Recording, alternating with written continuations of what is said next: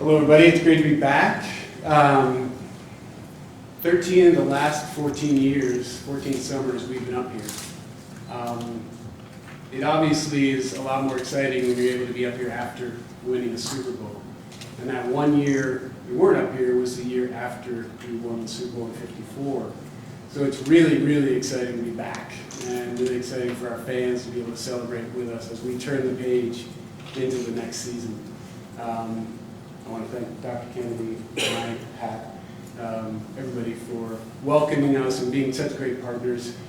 You've all heard me say this again and again and again. This is a critical period of time for our organization and for the success of our season.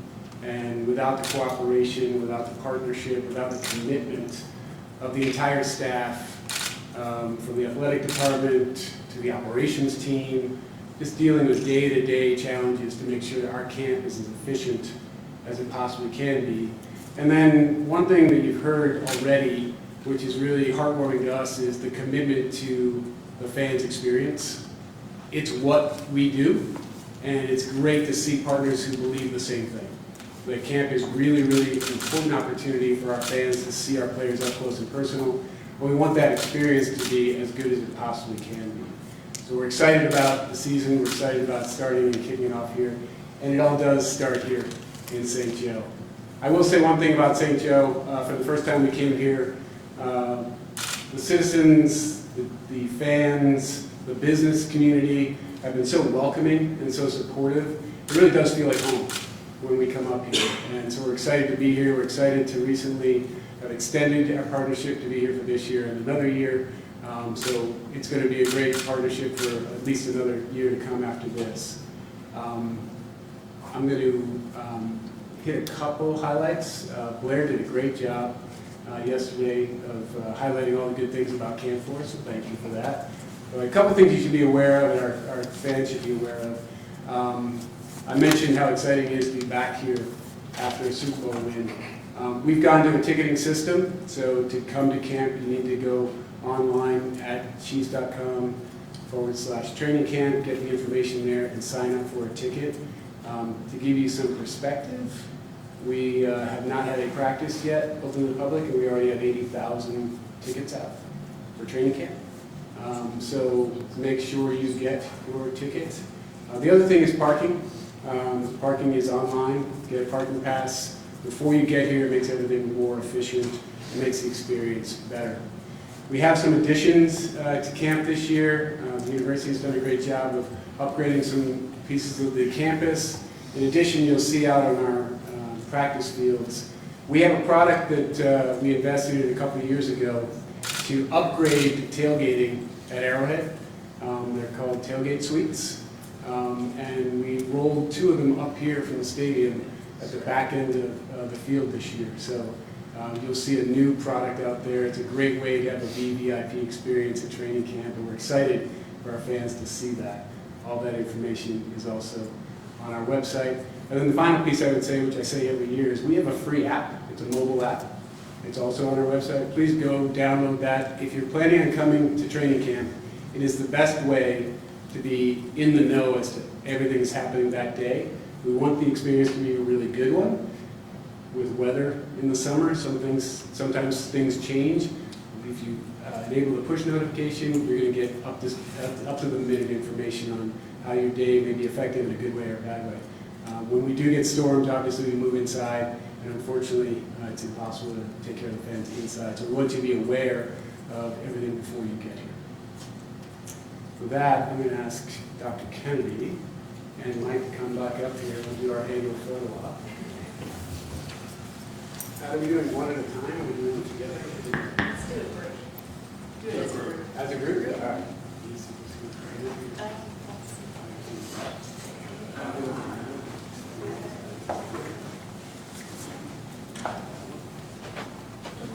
Small stuff up. Let's take stuff up.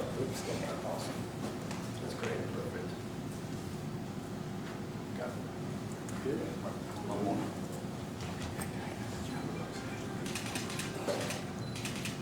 Got it. Thank you.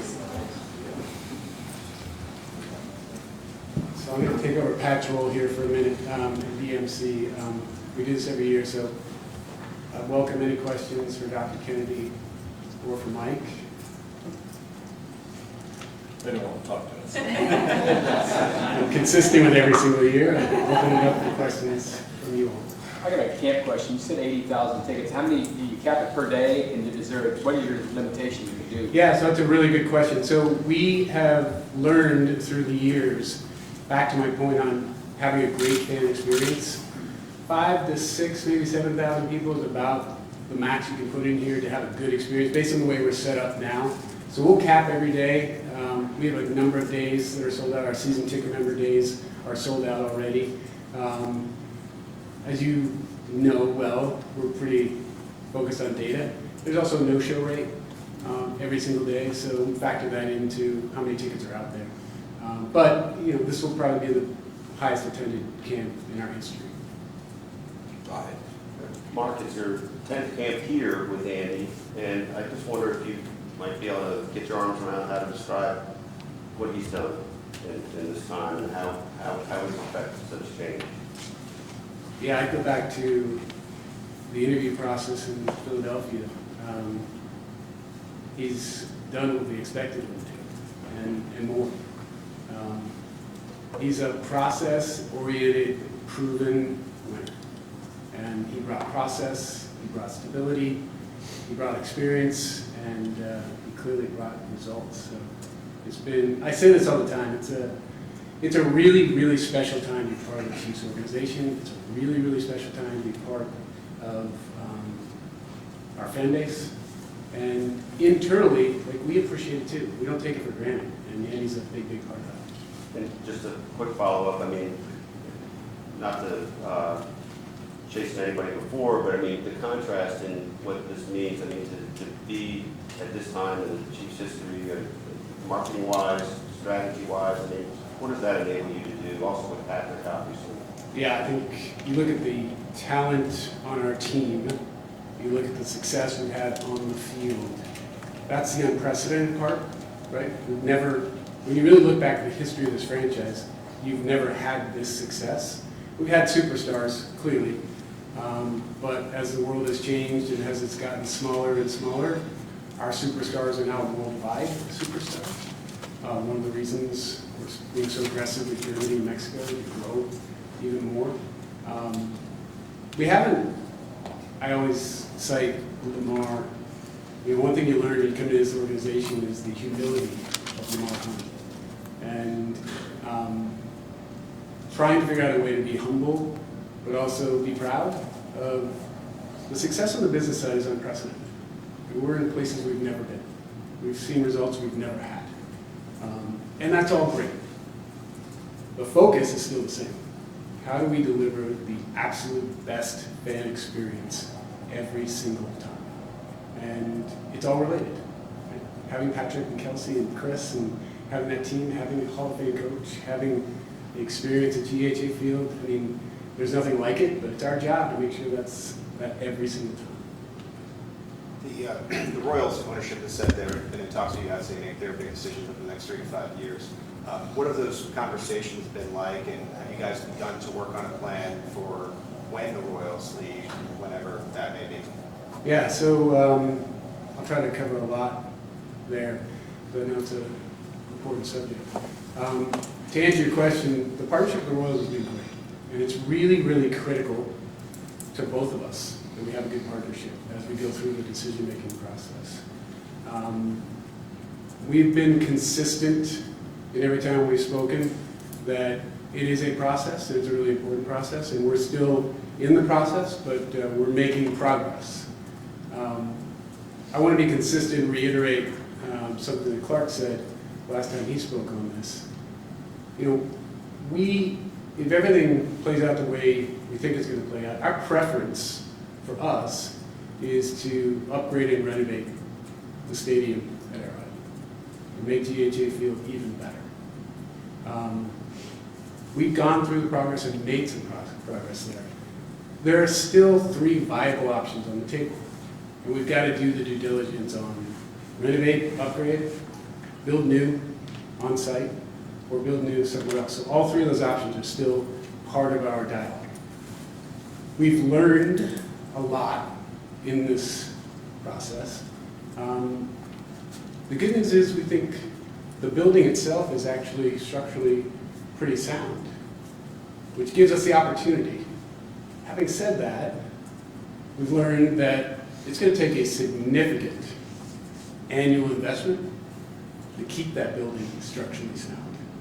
And the other thing we've learned on the good and the bad is just like any project, right?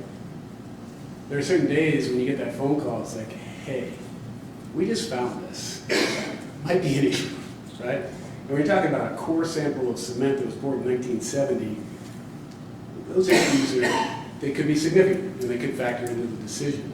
So headed towards doing what we want to do, making good progress towards that. Still a lot of work to do and still a lot of due diligence to do. As it relates to the Royals and their decision, obviously that factors in as well. Right? So if and when they go, then that creates opportunity for us. So what does that mean? Right? And it gets really complicated. You got a sports complex now that has one tenant. How do you deal with that? You got a sports authority. I will say this, in addition to our communication with the Royals, which is pretty consistent, we're obviously talking to the mayor, to the governor, to the county, the sports authority, and they're all in the loop on what we're doing and how we're doing it, and very supportive. If the Royals did move to Clay County, how does that change things for you guys? Did it be on your own to extend the tax? You thought about that part of it? Yeah, I mean, we thought about all that. So I say that jokingly, but the reality is you got to be prepared to be flexible and be able to pivot. That's a big one, right? Because all of a sudden that brings in, as you brought up, what happens to extending the tax? Because now it's two different counties, and what happens to the sports complex? So all those things play into it, and then the timing plays into it as well. We still are on plan to be ready for an April vote, if that makes sense for us. If the Royals decide to stay in Jackson County, then we've had discussions about how we do that together. And if they go, then that is a variable. We got to be ready to either continue on that path or pivot. Our team has done a really good job of just being ready. And I feel like we're pretty well prepared for whatever happens. Mark, could there be a relationship between whatever the Chiefs end up doing and what you have to do for the World Cup? Stadium-wise? Yeah, so it's yes, but the timing is very interesting, right? 31 is the end of the lease. All the work on the World Cup has to be done 24, 25, 26. Then you got 27, 28, 29, 30. So it's a little bit of like, that would be really fast forwarding everything to try to tie it all together. The question then becomes, what are we going to do for the World Cup to be compliant, to host that amazing event that potentially we could keep or benefit from or not have to redo? Versus, we've got to make the building requirement proof for World Cup, and we got to do that absolutely perfect. We also have to play a football season pretty quickly after that, and we want our fans to have the best possible experience. So we can't really sacrifice the football experience because we did some things for the World Cup. So it's a huge puzzle piece for our operations team. Again, we have a really talented team around us, and they are really well prepared for it. It's going to be a challenge, and it's going to be a 3 or 4 year challenge as we roll this out. But we've got a good plan. We've got good options. We've got some areas we can pivot. We're working with FIFA very closely, and obviously a great local organizing committee, and they're well aware of the challenges that come with that. But I think the more we've looked at it, the less I think there's ways to really take too much advantage of it because of the time. You're still planning on having the same number of seats in the lower bowl during all those football seasons, correct? You're going to have to move and come back for preparation for World Cup. That's not changed? Yeah, you guys should hear this. This is one of the first things that Clark said to us. We need to host the World Cup because of what it is and what it can do for this region. And we need to make sure that every single Chiefs fan has the exact same experience in 24, 25, 26, and 27. So figure it out. You have it figured out?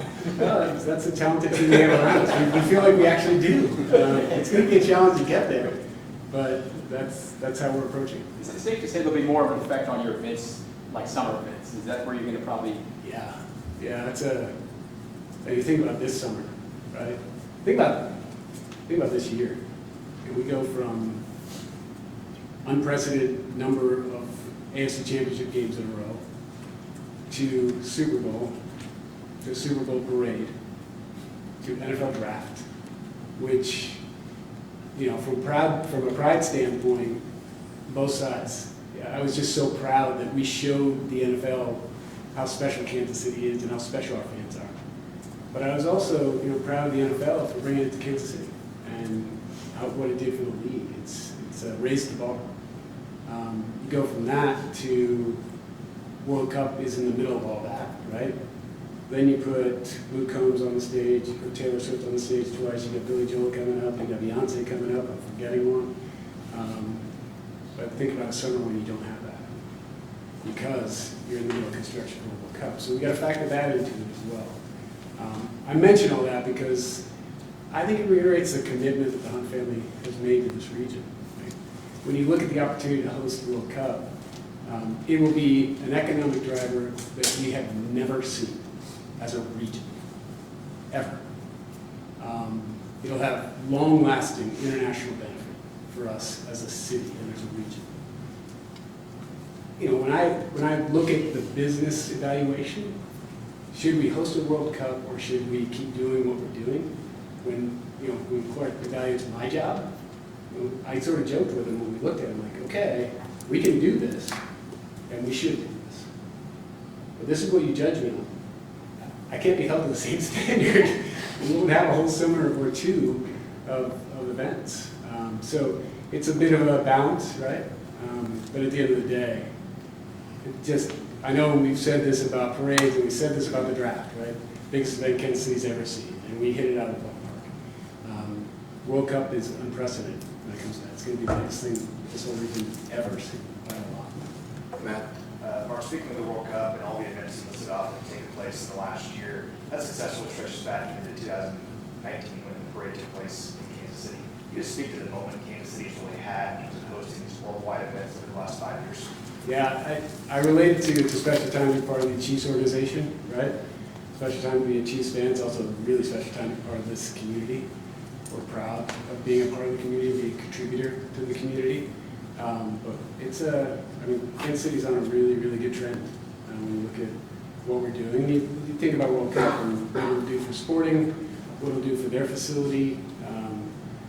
Talking to Dr. Kennedy, and then think about all the additional benefits of a World Cup.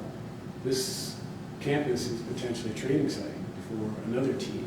And again, I would relate to you that when we get to the World Cup, potentially multiple countries will be basing their teams in Kansas City, and the impact of those fans. And these people come for a month, post up, and they travel from that city to the various matches. So it's a great opportunity, and it's a great time to be part of Kansas City. Last one here. What kind of work and preparation has to be done to be ready for the Germany game? And then what kind of opportunity does that present you all in front of the world stage? Yeah, it's a huge opportunity. I'll start there. It's a huge opportunity for us. It fits perfectly into our strategy. We've been committed to growing the brand internationally for a number of years now. We targeted Germany early on. We were pretty disappointed last year that we weren't the first team to play over there. But when you look at it strategically, and our marketing folks have schooled me on this, it actually plays out better to be the second. Everyone saw just how big it was last year. We've been in Germany for 3 years now, 2.5 years now. We went from being just another brand to being the #1 team in Germany on Instagram in the NFL, which is a significant point. We have had multiple trips over there, both activating marketing. So we did, to give you some perspective on how big we are in Germany now, we did a schedule release party in Germany 2 weeks after the schedule was out. and it was completely sold out. I mean, we had 150 people at this bar, and they were excited to be there. So it just gives you some perspective of how excited they are, and then to have a game there. To answer your second question, the second part of that question, from a travel perspective, we've got pretty good experience. Obviously, London in 14. And we'll go a day early. We won't go a full week early. So we've got a good plan in place. We actually have people in Germany today, the last few days, doing some fun. It's our second trip as a prep trip to see how we're getting from hotel to field and practice and stadium and everything else. So the league does a really good job on that in giving us the resources. But then it's up to us to execute.